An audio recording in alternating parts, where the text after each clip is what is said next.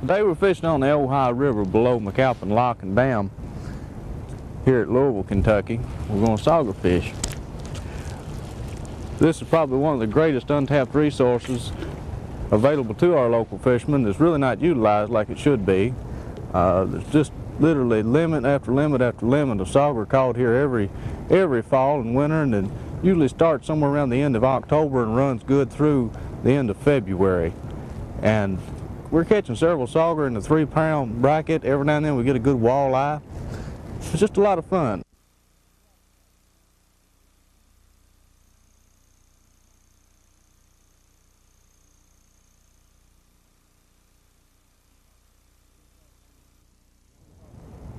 We'll start with these 1-ounce spoons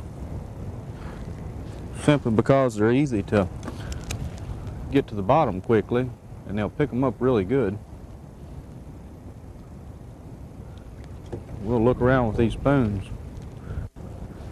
I know we're going to look for them here. If they ain't here, we'll sure look somewhere else. That's one thing about the Ohio River, you know. It's got so many different humps and bars that are created by different gates being open that you never know exactly from day to day which one they're going to be on.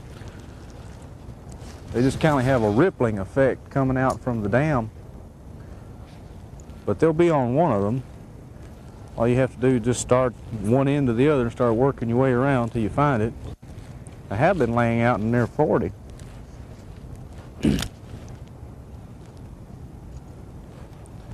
But that was with sunshine conditions. We've got good overcast skies today, so they could well be up shallower. Now, this time of year, especially when they've got the gates open behind us that's shooting water over to the Indiana side, I'm not exactly sure how those people get there, what road they take, but there's as many as, I'd say, many days, 400 and 500 people for several hundred yards lined up and down the bank on the Indiana side, mostly throwing grubs, lead heads, spoons, and this type of thing, and they're also taking good catches of fish. You don't have to own a boat to come out here to really have a good day. Also on the Kentucky side, there below the McAlpine, they line up there, and also good limits are taken there right behind the turbines.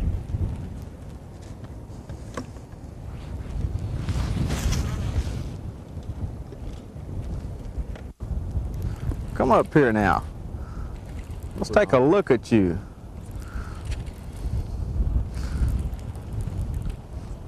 Well, he's not exactly a monster, but first one of the day. First one of the day. He's a pretty little old fish anyway. Why don't you go back and grow up and make me a real sauger? You know, and a lot of people are not familiar with sauger. I'd like to point out that sauger is just one of the best fish that you can eat. It's comparable only to crappie and bluegill. It's really a super meat. As a matter of fact, the people that are dedicated sauger fishermen, you know, they go far and wide to get their sauger. A lot of people from this area will go all the way to Kentucky Lake or even to Pickwick, and many of them just don't know that this fishing's available right here in our back doorstep. It's right here in Louisville, you know.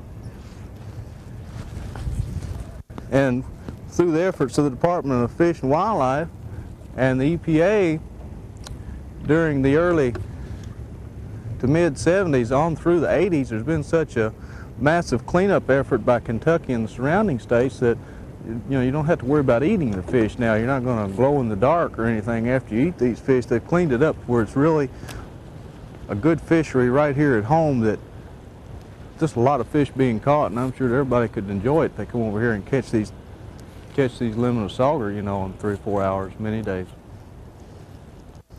But anytime that you have water that's clean enough to support smallmouth, bass, and rockfish and that type of fish, then you've got a pretty clean water system, and both those species are being supported really well here in the Ohio River. Oh, I got one. There we go. Well, that's a beautiful fish. It really is. But there's one thing you kind of want to watch about a sauger. For you people that are first-time sauger fishermen or that are not familiar with this fish, it's only fair to warn you that he's got some pretty serious equipment on board. If I can get him to open his mouth here, I'll show you that Mother Nature left some prehistoric teeth in this gentleman. I don't know if you can see those very well or not, but this fish can can take care of his own pretty well. So be careful. You don't lip this dude. Just go ahead and get him in the boat and just kind of get a hold of him there behind the gills and hang on to him. And since I've already been told by our cameraman that he wants a mess of fish, we're going to keep him a mess of sauger today. I know he got that minute. Well, he hit. He ramsacked it. They ought to tear that spoon up right there, Brad. Well, I'm working on them. Catch that fish, Dave Barnes. Oh! They're not taking it, dude. Sun's going to come out here in a minute. It'll make for better fishing for us. Yeah. Oh, yeah. A little better sauger there. Come on in here. Another thing you want to watch on these fish, they've got a real sharp gill plate. Comes right across here, and if you get that thumb up against it, it will cut you. They'll fan that mouth, close that mouth close, and fan that gill plate at you right there. You can see how they'll shut them up at you. All right. Good one. He feels a little better.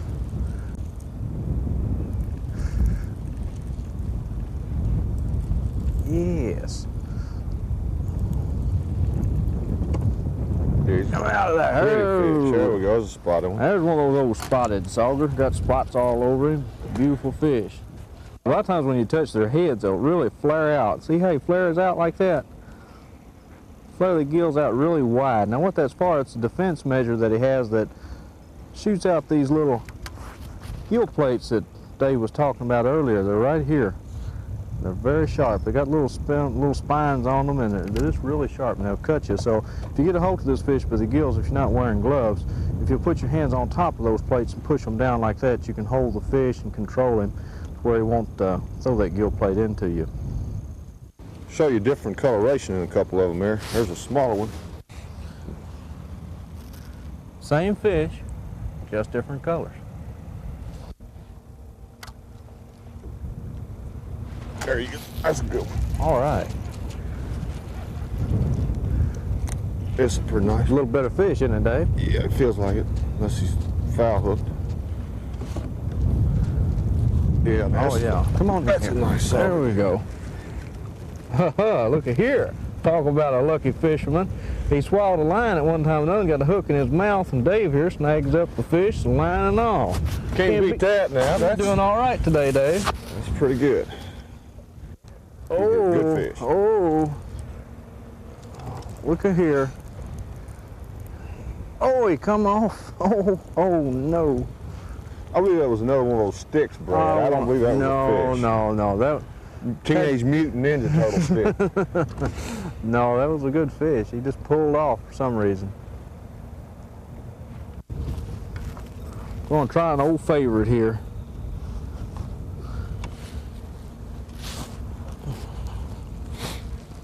Another thing, a lot of people don't realize, those fish are nocturnal feeders. You want to have fun, you come over here in October on a good moonlit What? night. Nocturnal feeders? Yes, sir. What a word from a boy from Barstown. Why don't you explain that to these people? You wait till I catch this one here. I done missed him three. Just missed one, huh? But a lot of places you won't be able to do that, but over here, you can come over here in October with a full moon That's right. and sit out here on these humps and just have a ball. For people who like to night fish. They'll sure do it. Sometimes the bright colors like the yellow and the orange really work well. This is a spoon that we make at home. My father makes it, as a matter of fact. It's just a little homemade spoon. There's nothing special about it, but we can sure catch a lot of fish on it some days. I figured that old yellow spoon would catch me a fish. Whoa here. Good fish. Whoa Good here. fish. Yeah. I've got one of the, what do you call them? One of those Teenage Mutant Ninja Turtles. No, one of the Ohio River catfish. Killer cats. Killer cats, You got a yes. killer cat on? Must be. That's possible. Oh, come in here.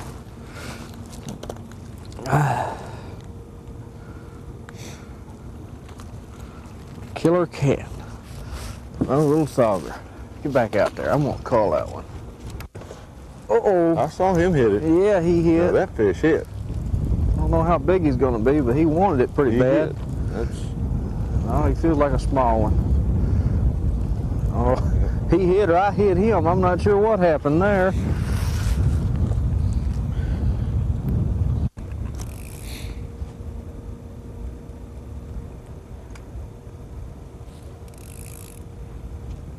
There he is. Watch out. He looks a little better, Dave. That's a pretty nice fish, I think.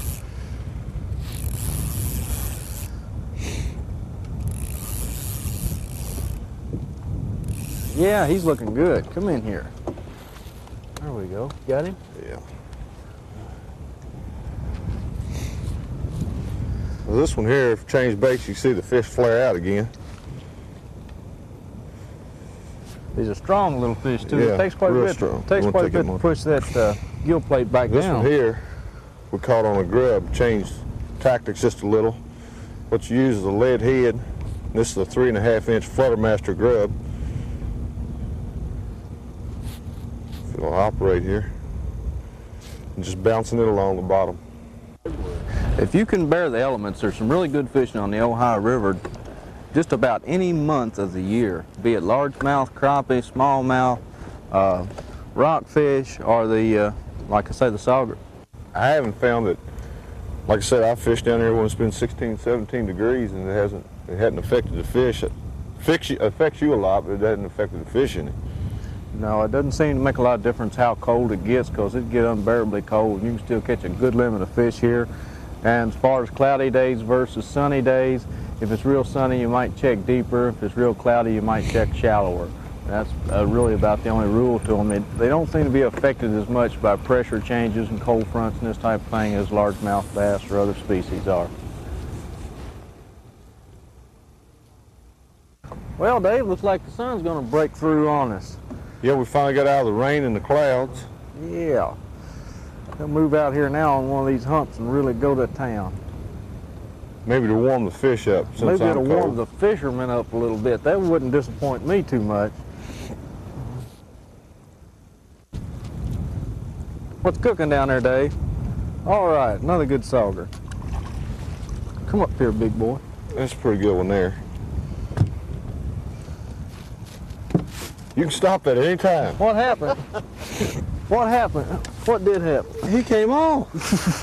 But at least he's in the boat. He's in the boat. It may take them a few minutes to adjust to this sun. They may be in a transition right now, moving from one of these humps to a deeper hole or something like that. He come from old deep water. He's feeling pretty good. I don't know. He lost a lot. There he is. Not a bad one. Way down there, Dave. Way down. Huh? Yeah. That'll taste right good for supper tonight. Thing to remember when you're fishing for these is just that bait's got to be right on the bottom. If you're just throwing out and cranking back, your success rate's going to be pretty low. Every time I let this spoon down, I let it touch the bottom, raised up about 1.5 feet, 2 foot, and just let it flutter back down. Sometimes you'll feel the hit, and sometimes you won't feel anything. You'll just raise up and he'll be there. Oh, what on earth? Mother Nature has sent me a present from the deep. Uh-oh, look at here now. What a way to Got a net. What a way to get a sauger in a boat. When you're fishing where there's a little current, you might just catch a sauger anyway. Do they count when you catch them that way? Or do you have to throw them back? Depends on how hungry you are, I guess. Oh, well, he counts.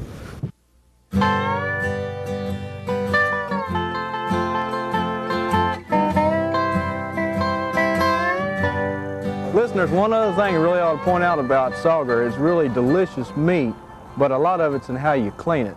Especially with a sauger, or rockfish, or hybrid, or even a white bass, there's a certain amount of red meat that really needs to come off of the fish before the fish is cooked. This will ensure that you don't get the impurities or the oil taste that sometimes you'll get with fish. So if you'll watch close, I'll show you how we clean a sauger. The first thing I'm going to do is, I guess what you could say, just fillet the fish out, and I'm going to give you an idea of what might be a wrong way to clean it. or not necessarily a wrong way, but what's going to happen if you clean it in a traditional fashion. Now in most cases, you just take the skin off all the way to the meat. And when this happens, what you're going to find is this.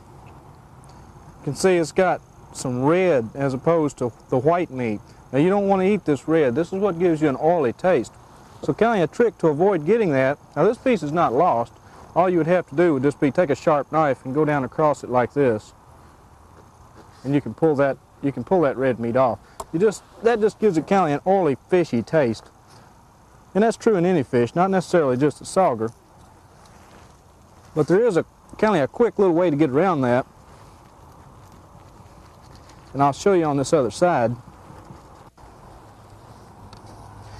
When you start to fillet your fish, if you'll hold the knife up off the skin just a little bit, to where it doesn't go all the way down against the skin, you can eliminate a whole lot of that red meat the first time you take the skin off. That looks a lot better. See, we left the red meat down here on the skin.